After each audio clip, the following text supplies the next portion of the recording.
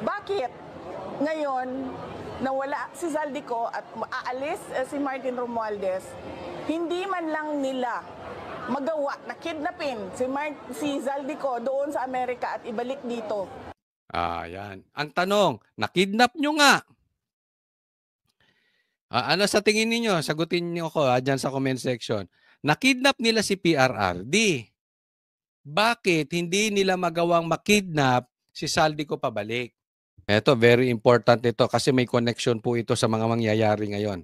Notice ni D, inutusan niya si Ko na umuwi na ng Pilipinas sa loob ng 10 araw. Nakasad din dito na maaring maharap si Ko sa disciplinary at legal action kung hindi siya susunod. Isa si Ko sa mga dinadawit sa flood control scam dahil sa manoy budget insertions noong 2025 nung chairman siya ng Appropriations Committee. Siya rin ang founder ng kumpanyang SunWest, nakabilang sa top 15 contractors na pinangalanan ni Pangulong Bongbong Marcos. Nasa Amerika si Ko ngayon para magpagamot. Hindi pa malinaw kung anong sakit niya. Samantala, Ito naman sa akin, okay? Dito muna, i-discuss ko lang to si Zaldico. Alam mo sa totoo, hindi rin ako masyadong excited na pauwiin to si Ko. Before, nung ayaw banggitin man lang nitong pangalan ni Zaldico diyan sa kamera, sabi ko dapat imbestigahan yan. Pero ngayon, bigla-bigla. Alam mo yung para may nag-message sa GC ng mga makakaliwa, ng mga dilawan, biglang sabay-sabay sila. Pauwiin si Ko, pauwiin si Ko. Hindi ko sinasabing wag imbestigahan si Ko. Hindi ko rin sinasabing wag pauwiin si Ko. Even si BP Sara sinasabi, pauwiin na yan. I agree. Kaya lang, sa isang banda, sa tingin ko gagawing fall guy.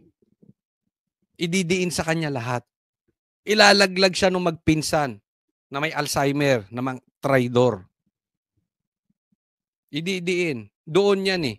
Kasi apaka-imposible, sabay-sabay sila ang ayaw nilang pauwiin si Ko. Tapos bigla sabay-sabay sila, pauwiin na. Diba? Naku, wag tayong maglokohan. Diba? Bawat isa sa inyo may GC. Kaya naman, nasa politika rin ako, pambihira. Alam na alam ko yung balita nyo na pag pumatak yung balita, kung may instruction coming from the top, iisa kayo ng tono. Wag nga ako. Di ba? Samantala, nagsagutan naman sina Vice President Sara Duterte at Palace Press Officer Claire Castro kaugnay sa pagpapauwi kay Ko. Involved sila sa kidnapping ni dating Pangulong Rodrigo Duterte. Mabigat yan. Involved kayo sa kidnapping Bongbong Marcos. Yung ginawa nyo kay PRRD, kidnapping yon. Okay? Loud and clear. Tuloy. Alam nyo kung bakit? Yung kidnapper si Torre. Sino ba? I mean, kung susundan ko yung sinasabi ni BP Sara, sino yung gumalaw sa kidnapping? Di si Torre. Sino mastermind? Si Bongbong. Wala na si Torre. Yung mga nasa ilalim, inutil na. Ibalik mo sabi mo, ibalik nyo si Torre para makidnap si Zaldico. Di ba? Pero ano sa tingin ninyo? Bakit hindi maibalik si Zaldico? Ba't hindi makidnap pabalik? Sasagutin to ni Bongbong? Hindi. Ang sasagot niyan, siyempre, kung saan siya nagtatago. Sagot, Auntie Claire. Sa atin, sa Pilipinas. Ipakidnap si Zaldico. Unang-una, sabi niya, ba't hinayaan magbiyahe? Dapat alam niya, bilang vice-presidente, na ang pagbabiyahe ng mga mabatas hindi sakop ng Pangulo. Di ba niya natandaan na mas madalas di siya magbiyahe at hinahayaan siya ng Office of the President kahit meron din nakabimbi na issue tungkol sa korupsyon na parte ng Articles of Impeachment. So anong pagkakaiba nun? Ito, sasabihin ko sa iyo, anong klase kang abogado? Anong pagkakaiba nun? Bakit daw si nakakabiyahe? 'Di ba? Bakit si Zaldico? Yung kay BP Sara, politically motivated. Yung kay BP Sara, confidential funds ang question. Okay? Magkano lang yun, ating? Yung confidential funds na yun, just in case, ubusin ni BP Sara, kaiinom ng alak, walang mamamatay. yung insertions, yung amount ng insertions, yung panlolokong ghost projects, pag lahat ng pera na yon pinang-inom ni Saldico, ang daming mamamatay sa baha. Sa katunayan, ang dami nang namatay. 'Di ba? Kasi yan, hindi dapat kinonsilte. Hindi naman sinabi na bakit pinalabas ay gawaan mo ng hold order. Hindi. But remember this, walang galaw si Tambi, walang galaw sa kamera nang walang basbas ng president. Hindi natin sinasabi na umalis siya doon sa batas. Kasi bawal naman yun na i-hold mo si Saldi. But being the president, you should have an influence over him. Lalong-lalo na under siya nang nilagay mo na speaker. In short, kinonsinti ni Bongbong. Huwag tayong pinaalis nyo talaga. Hinayaan nyong umalis. Hindi nyo ginawa yung part nyo na dapat stay ka lang dyan. Marami kang problema. Ganun dapat. Mga kapatid, Jig Manikad po. Yun ang naging issue dito eh. Alam mo katulad niyan, may nasusunog daw sa Maynila ngayon. Siguro pag may namatay doon, kasalanan ni PRRD. Kasalanan ni BP Sara. Kasalanan ni Pulong. Kasalanan ni Basti. Diba? Kaya kayo, wala kayong sense of responsibility, wala kayong accountability rin. Dahil kaya hindi nyo inaayos eh. Wala kayong alam kung hindi Duterte. Ang lagi nyong sasabihin, Duterte. Next po tayo. Kaya alam nyo yung sinasabi ni Claire na yon. Bakit si BP Sara naman ay hindi pinigilang umalis? Diba? So nasagot ko na yon. Ito pang isang dahilan. Kidnapping yon, gobyerno natin bulok na, sabi ni Chavit Singson, ni Manong Chavit. Sabi rin ni BP Sara, yung ginawa kay PRRD kidnapping. Okay? Kaya nga, hindi pwedeng sabihin ni Claire na ikaw nga pinapayagan ka ng gobyernong umalis eh. Kahit may nakabinbing kang kaso. Bakit si Ko hindi papayagan? Hindi po yun. Hindi yun ang issue. Ang issue doon ay gumawa nga kayo ng illegal kay PRRD. Ngayon sasabihin nyo, gusto nyo sumunod sa due process. Ngayon sasabihin mo, Claire, gusto nyo sumagot. Gusto nyo sa legal na paraan gawin. Illegal nga to eh. Kidnapper nga si Bongbong. Ayan no, maliwanag. Tinatawag na ni Chavit na kidnapper. Siya mastermind yan eh. Diba? Ano ba yung ginawa ni Torre? Ano ba yung ginawa ni Boying? Sabi niya, hindi pa papasukin ng ICC, tapos pinapasok.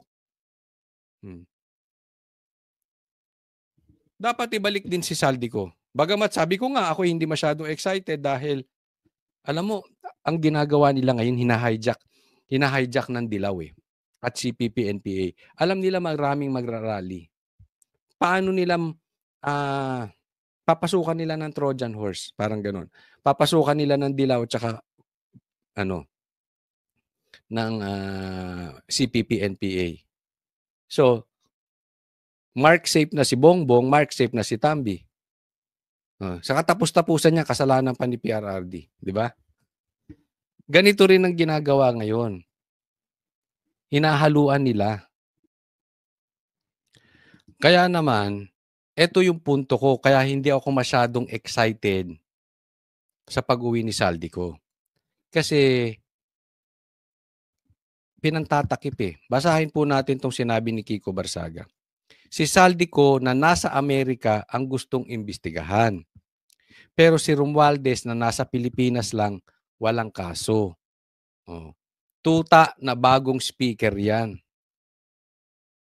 Boji D. resign. Kasi ang gagawin lang nila dito, kunwari pauuwiin si Ko, tapos hindi naman talaga nila mahahatak pauwi sa Pilipinas. So, wala tayong mapapagkatapusan nito, sasabihin lang nila, yung may sala nandoon sa Amerika, hindi makita, hindi mahuli, haya-hayang buhay. 'Di ba? Kung napabalik nyo nga si Tebes dito, na-kidnap nyo nga si PRRD, imposible hindi nyo mabalik si Saldico. Pero ganyan ang plano nila. Ibibintang lahat kay Saldico, tapos si Saldico nandiyan dyan. Pagtatakpan nga Kaya nga, huwag tayong papayag na ang gusto nilang imbestigahan ay yung nasa Amerika. Yung mastermind nandito si Tambi. Di ba naiintindihan nyo? Yan ang gusto natin. Yes, oo, maraming nagawang mali si Saldico. But still, kailangan yung pinakaulo. Yung pinakamaster. Andi dito At ang daming tuta ni Tambi.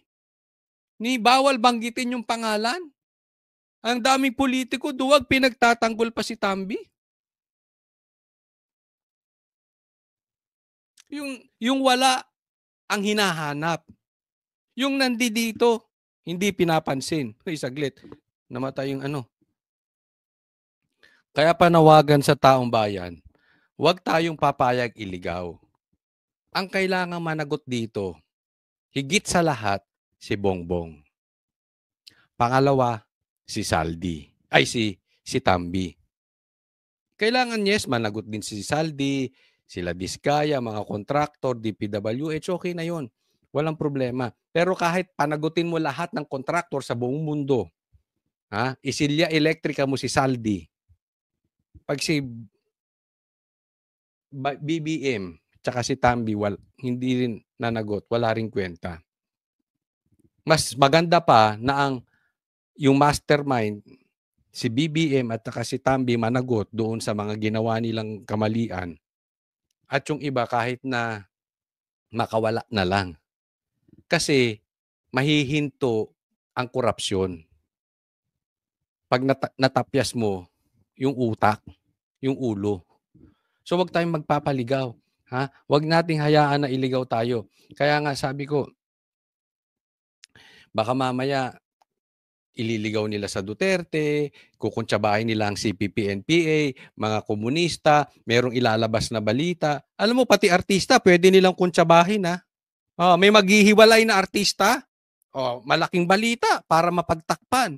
Balita ko nga, may naghiwalay na artista Di ba? Huwag tayong papaligaw doon mga kababayan ko mahilig sa chismis. Focus tayo dito. Malapit na, konti na lang, kapit. Baka mamaya may malaking artista na mag-away, maghiwalay, may iskandal. Kinalimutan na natin itong sa baha, pambihira. Wag naman, ililigaw tayo. Ito medyo ina-exaggerate ko lang. Pero talagang ginagawa nila yan. Iingat po tayo. Lahat ng paraan ng panliligaw, makalimot lang, manlambot lang, mawala lang yung init natin sa paghahanap ng mga magnanakaw sa baha. Nako, gagawin nila yan. Kaya lahat ng klase ng balita. Kaya nga ako lagi kong binabalik dito yung balita. Huwag po nating bibitawan yan. Nagpasabog na si Chabit. Kaya sabi ko, nag-post ako Ikaw, GMA, kailan ka? Ito mga politiko na ito, ngayon kayong magsibaligtaran. Isang malaking tuta na lang ang bumaligtad, tapos na ang laban. Malaking tuta lang, bumaligtad. Pero, baka naman saka kayo magbabaligtaran, GMA, etc. Saka kayo magsasalita pag alam nyong panalo na. Naku, wag kayong ganyan. Hindi na namin kayo ngayon na kayo magsalita.